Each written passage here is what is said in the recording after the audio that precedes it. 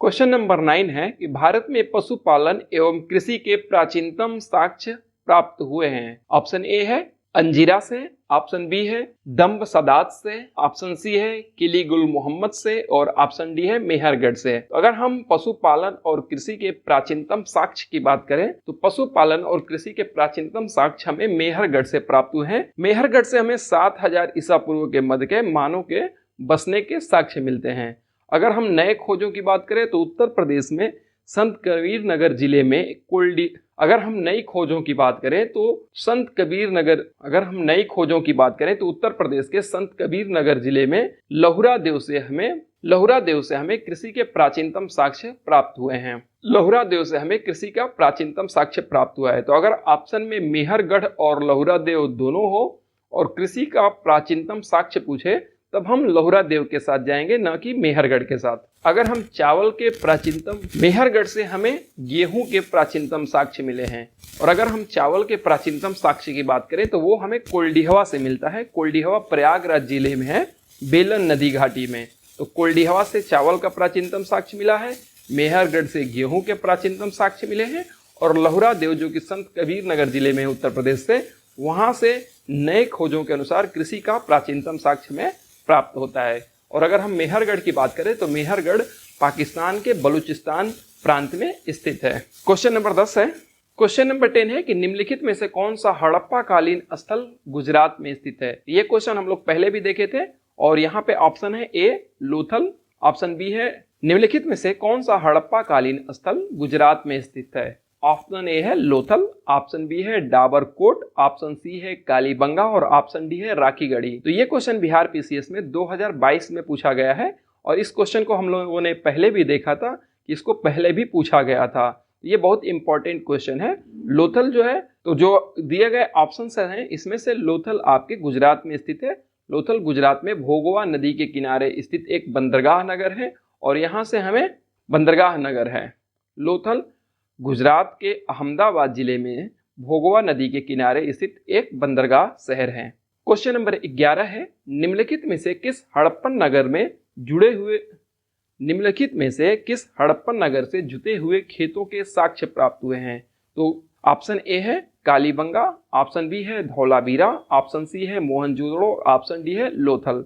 तो हमें कालीबंगा से जुटे हुए खेतों के साक्ष्य प्राप्त हुए हैं और कालीबंगा जो है ये आपके राजस्थान में स्थित है। कालीबंगा राजस्थान के जो हनुमानगंज जिला है उसमें घग्गर नदी के किनारे स्थित एक पुरातात्विक स्थल है जहां से हमें जुते हुए खेतों के साक्ष्य मिले हैं। अगर हम हल के टेराकोटा की बात करें तो ये हमें बनावली से मिला है और बनावली हरियाणा में है। अगर हम धौलावीरा की बात करें तो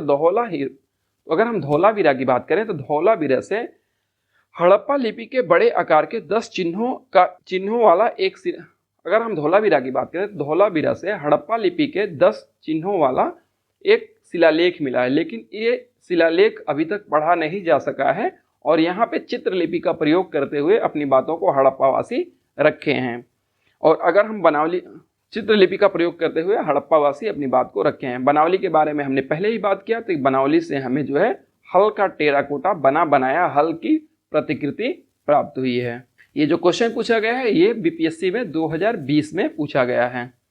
क्वेश्चन नंबर 12 है कि प्रसिद्ध 10 राजाओं का युद्ध किस नदी के तट पर लड़ा गया था। तो 10 राज युद्ध जो है किस नदी के तट पे लड़ा गया था, ये क्वेश्चन है और ये क्वेश्चन बिहार पीसीएस में 1998 ईस्वी में पूछा गया है। तो यहाँ पे ऑप्शन ए है गंगा, ऑप्शन बी है ब्रह्मपुत्र, ऑप्शन सी है कावेरी और ऑप्शन डी है पुरुषणी।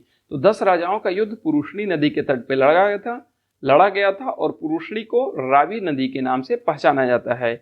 ये 10 राजाओं का जो युद्ध हुआ था इसमें जो भरत कबीला था उसका हेड सुदास थे, यानी भरत कबीले के प्रमुख सुदास थे और 10 अन्य जनों के बीच यह लड़ाई लड़ी गई थी, जिसमें से 5 जो है आर्यों के समूह थे और 5 जनजातीय समूह थे।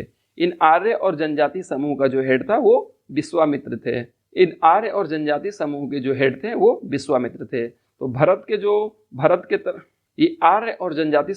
पुरोहित थे वो विश्वामित्र थे। तो भरत कबीले के हेड के रूप में सुदास थे और विश्वामित्र जो है वो जनजातियों के पुरोहित के रूप में इस युद्ध में भाग लिए थे।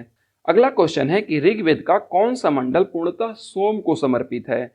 ऑप्शन ए है 7वां मंडल, सोम को समर्पित है। तो यहाँ क्वेश्चन ये पूछा जा रहा है कि सोम देवता को ऋग्वेद का कौन सा मंडल समर्पित है। ऑप्शन ए है 7वां मंडल, ऑप्शन बी है 8वां मंडल, ऑप्शन सी है 9वां मंडल और ऑप्शन डी है 10वां मंडल। और ये क्वेश्चन बिहार पीसीएस में 1998 ईस्वी में पूछा गया है। तो यहाँ पे करेक्ट आंसर हो जाएगा 9वां मंडल। 9वां मंडल पूर्णतः सोम देवता को समर्पित है और सोम रस का पान आर्य लोग विशेष अवसरों पर करते थे, जो एक प्रकार से मादक पेय पदार्थ होता था जो कि मादक पेय पदार्थ होता था।